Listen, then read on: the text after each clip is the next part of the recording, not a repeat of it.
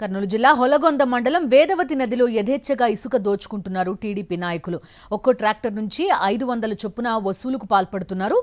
Aluru TDP incharge Vaikuntha జ్యోతి వర్గీయులు ఈ వసూలు చేస్తున్నట్టుగా తెలుస్తోంది. డబ్బిస్తేనే ఇసుక తరలింపుకు అనుమతిస్తున్నారు. డబ్బు ఇవ్వకపోతే ట్రాక్టర్లను సీజ్ చేస్తున్నారు పోలీసులు.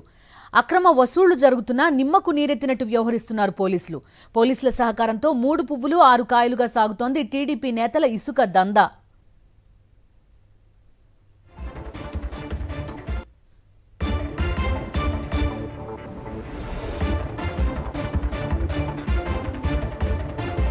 కర్నూలు జిల్లా హొలగొంద మండలం వేదవతి నదిలో యథేచ్ఛగా ఇసుకను దోచుకుంటున్నారు టీడీపీ నాయకులు. ఒక్కో ట్రాక్టర్ నుంచి 500 చొప్పున వసూలుకు పాల్పడుతున్నారు ఆలూరు టీడీపీ ఇన్ఛార్జ్ వైకుంఠ జ్యోతి వర్గీయులు.